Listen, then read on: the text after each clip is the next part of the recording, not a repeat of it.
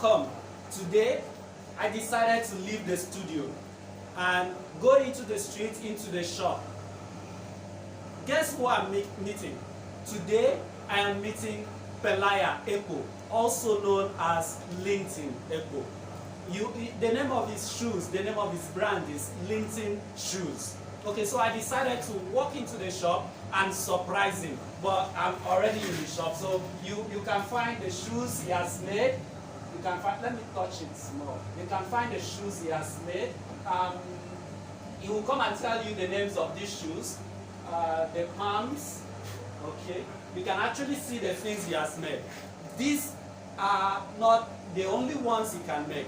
He will tell you during the course of the interview. So I'm going to talk to him, and I would like you to pay attention. Please don't forget to like the video, share the video with your loved ones, and also subscribe to my YouTube channel.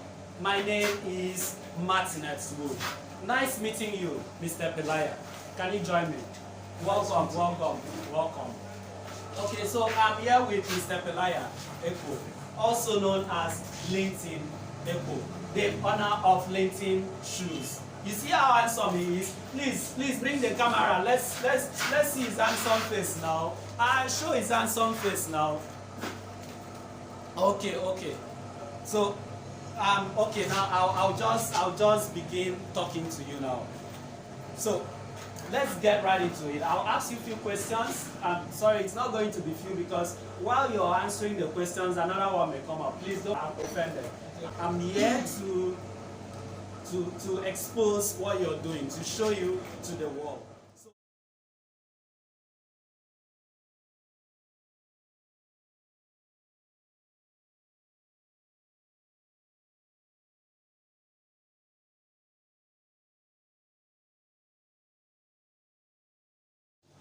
So who doesn't like to wear good shoes? I'm just amazed at the beautiful things I'm seeing here.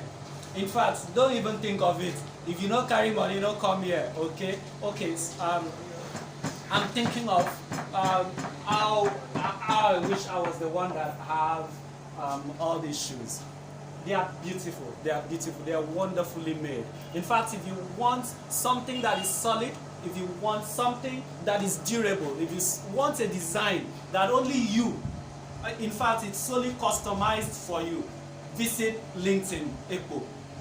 Let's go back to the interview. Okay, so Mr. Lintin Epo, what triggered your desire for shoemaking? Can you please tell us? Okay, two things triggered my desire for shoemaking. One is I saw a need, and there is this thing I feel that when I work to develop a need, then that need becomes a gold mine if I'm able to develop it. So if you look around, everyone is wearing a shoe, including you who is interviewing me. So in order to meet that need, I had to go into shoemaking, so that since it's a human need, then it's definitely going to be lucrative. And then secondly, I personally have a desire for art, and art itself is creativity.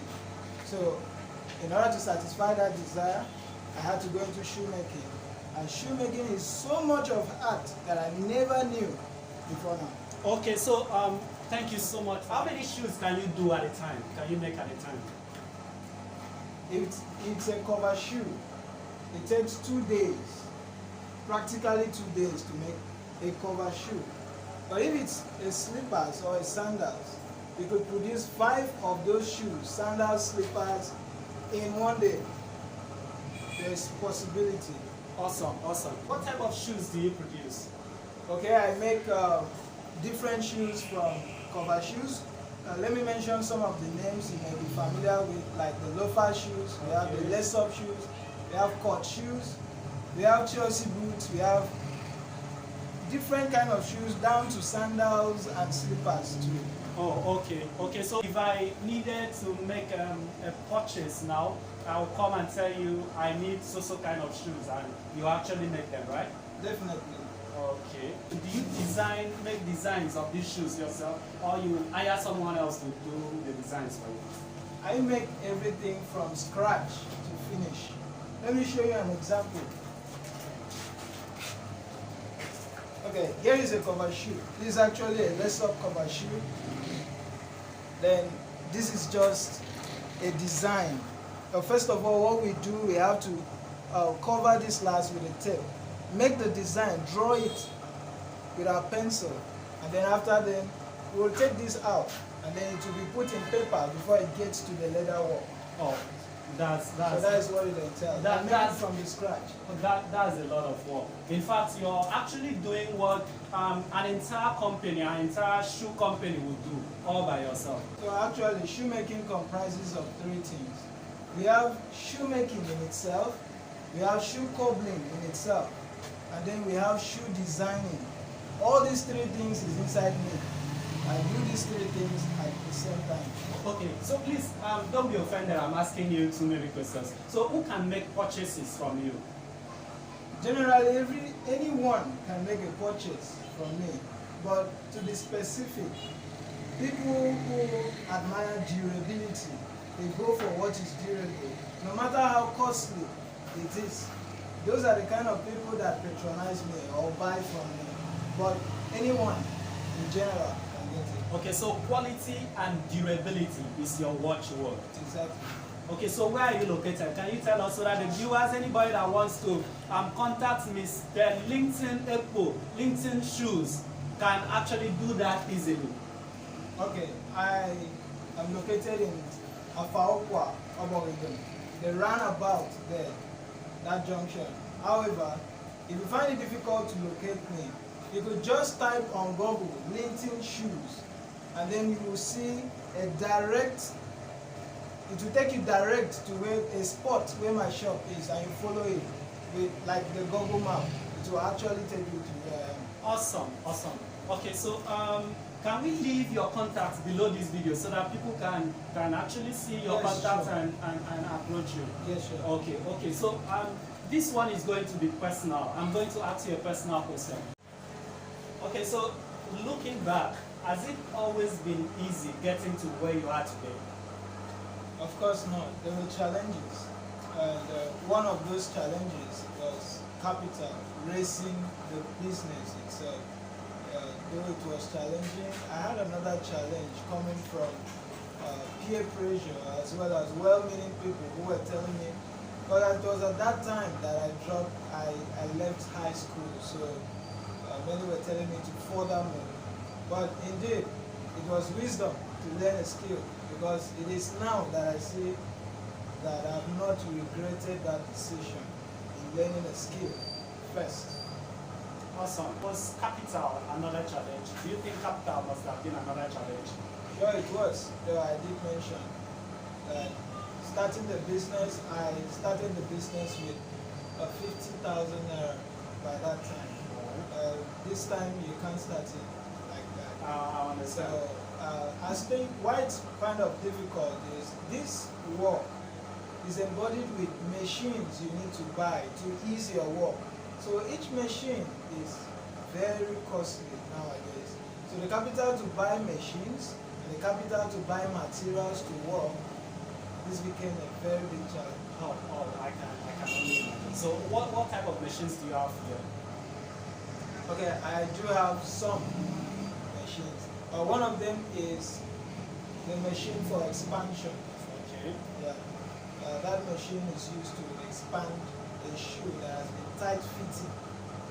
There is another one I have. That one is for sewing. Generally, it sews all kinds of boots that police wear, army wear, the Chelsea boots, Davy shoes as well. I think that's the one right there. Oh, okay. Can we look at it?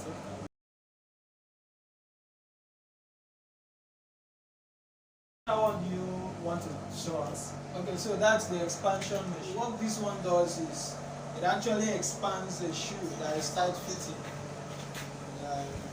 A lot of persons have difficulties in their legs when they buy a new shoe or when the shoe is old, and so they need a little space on the leg. There's a saying, I don't know where they pin am for leg. That's the way they wear the shoe. So that is actually what this machine does. Okay. Okay, so now this one is going to be personal too.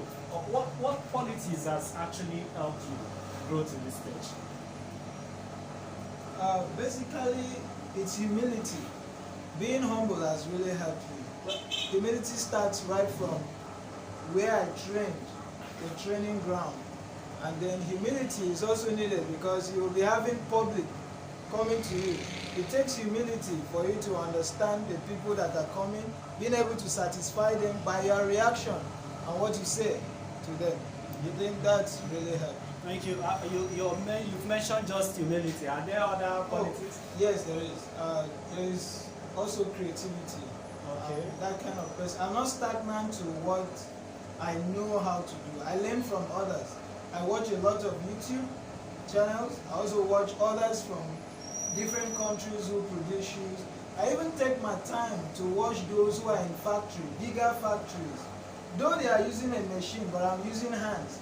But seeing what they are doing gives me a lot to do in this field. Our viewers will really benefit from this experience. Now, coming to think about it, has there been a time where you compare yourself to people that are doing other jobs that are better than yours, like being paid, people working in ExxonMobil, you know, and all those in places, offices, you know, they'll wake up, dress up, and, you know, like that, and go to their offices?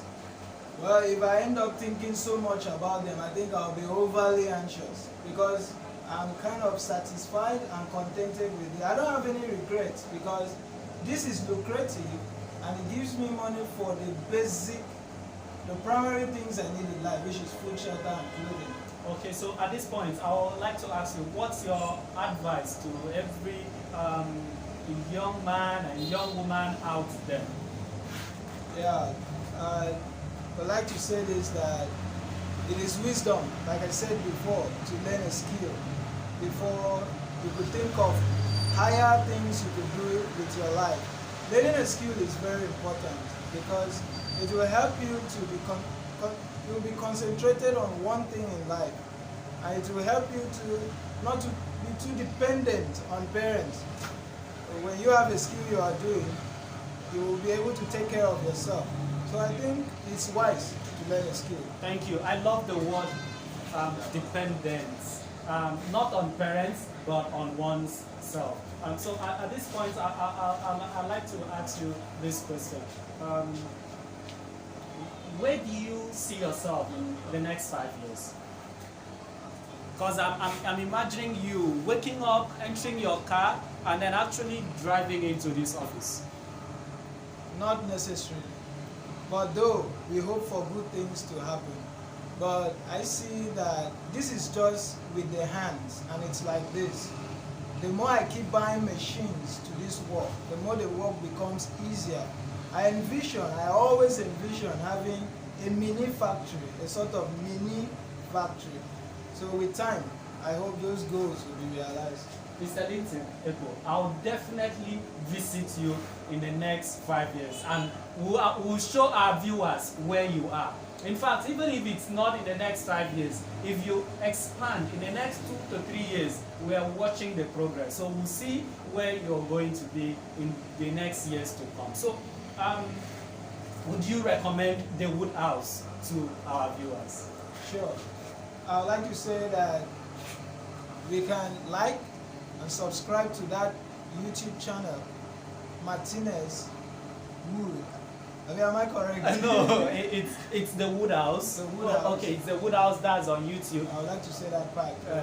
Yeah, it's the Wood House on YouTube.